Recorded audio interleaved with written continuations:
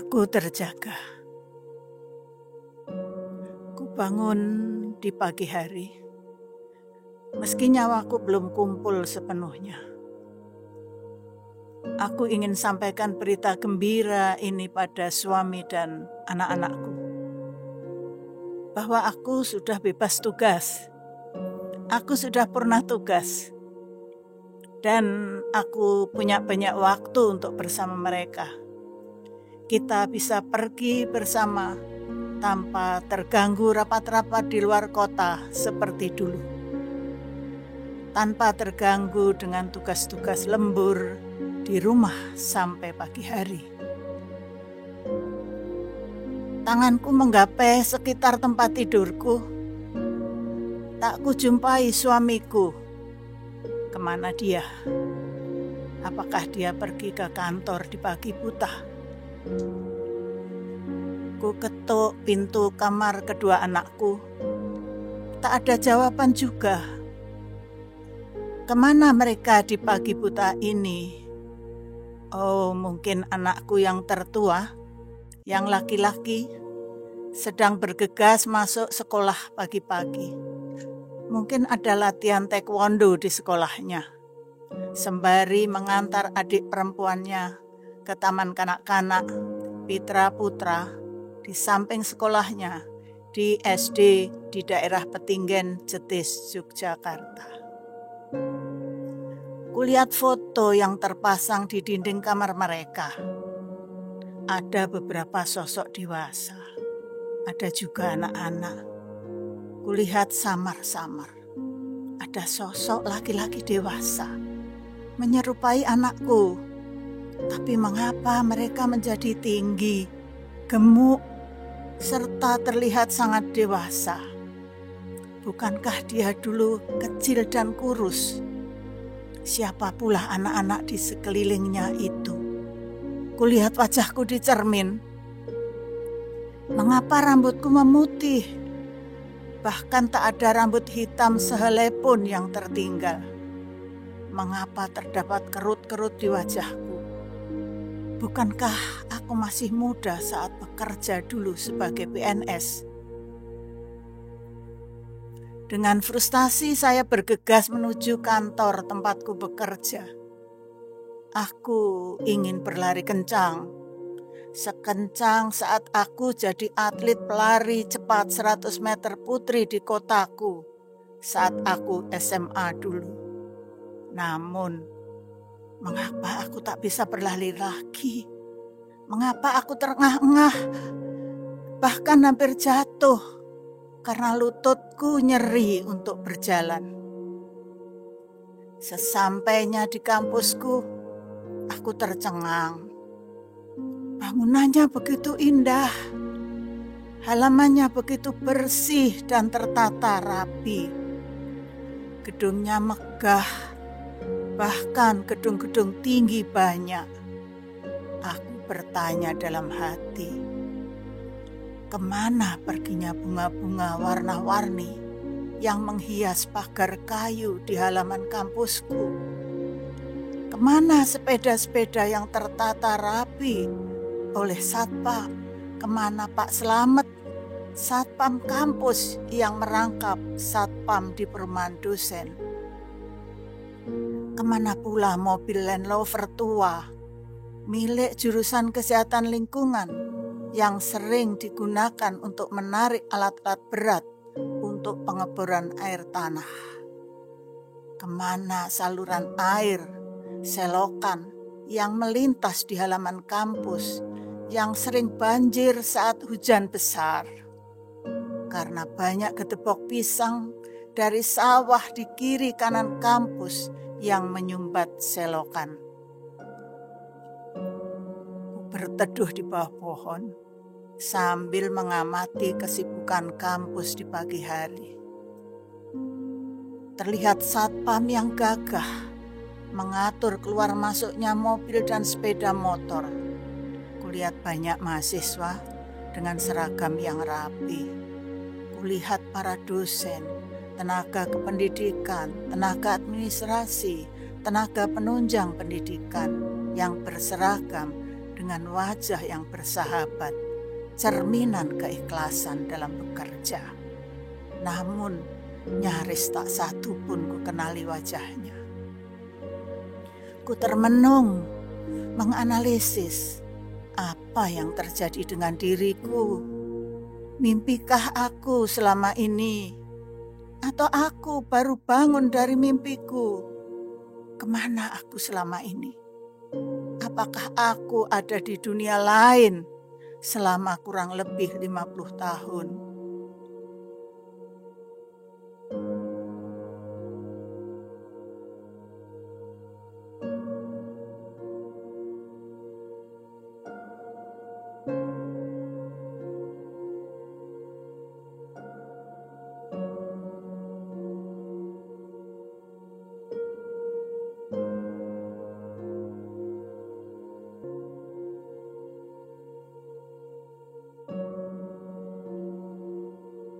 Tidak, tidak, tidak.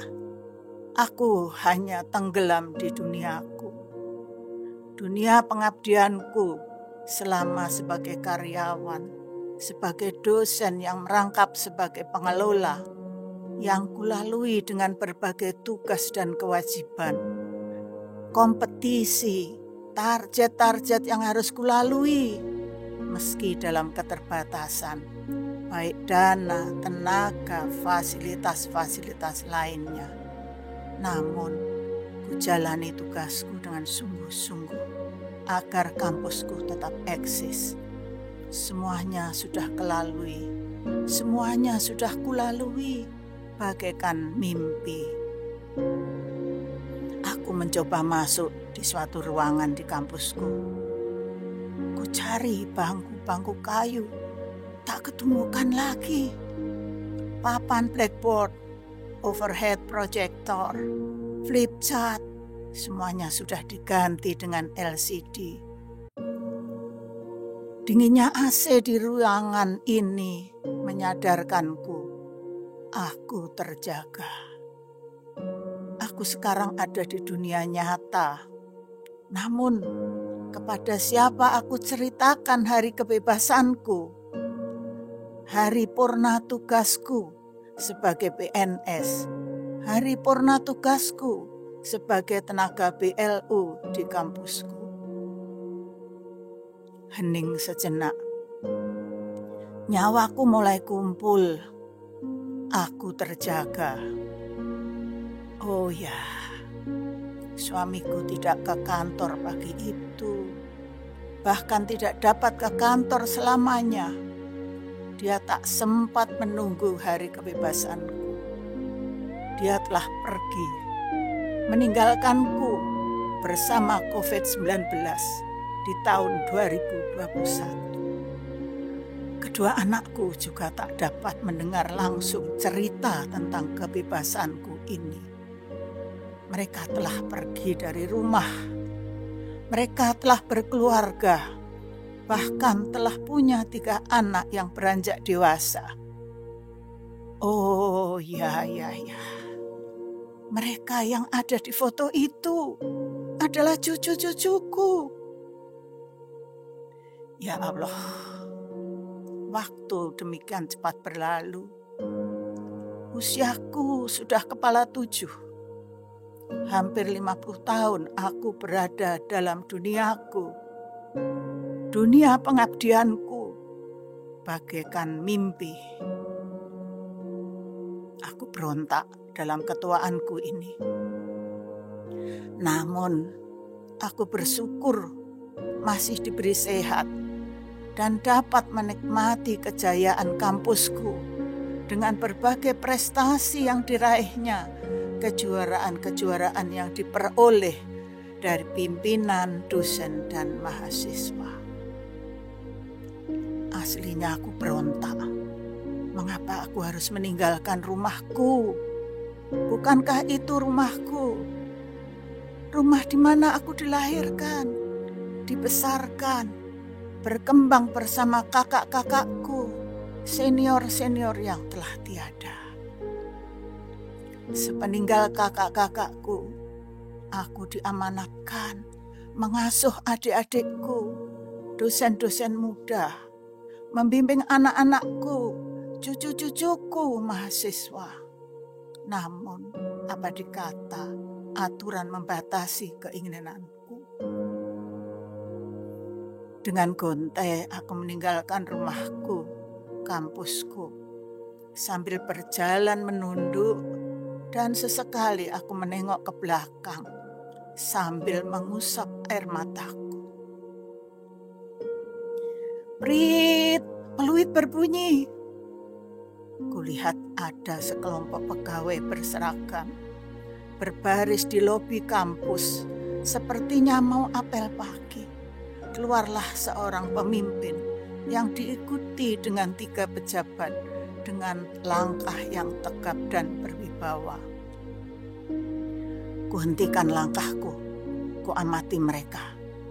Ku usap mataku, ku cubit tanganku.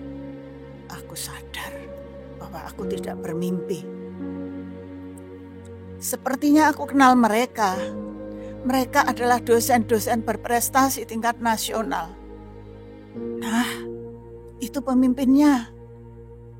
Dia mirip dengan mantan muridku sekian puluh tahun yang lalu. Pantas kalau dia menjadi pemimpin, karena dulu dia menonjol di kelasnya. Rasa sedihku berubah menjadi gembira.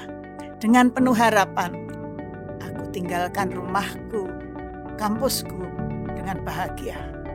Karena rumahku sudah dikelola, dijaga oleh mereka, orang-orang yang tepat, kompeten, adil, dan bijaksana, dan dikelilingi orang-orang yang berdedikasi dalam bekerja.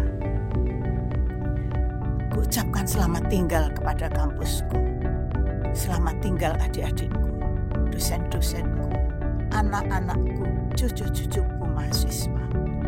Izinkan sesekali aku menengokmu. Sambil kulambaikan tangan, aku berkata lirih, tolong Pak Direktur dengan jajarannya, kelola kampus ini dengan bijaksana dan baik.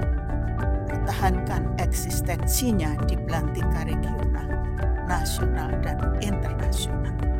Jaga visi Polkesio yang unggul, berbudaya, dan mendunia. Biar aku terjaga sepenuhnya.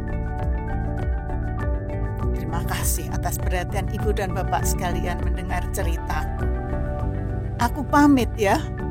Maafkan kesalahanku. Perbuatan saya yang tidak berkenan selama ini. Sayonara, sayonara. Sampai berjumpa. Terima kasih pada Mbak Pipit dengan jajarannya. Wassalamualaikum warahmatullahi wabarakatuh. Dari aku yang sudah terjaga sepenuhnya.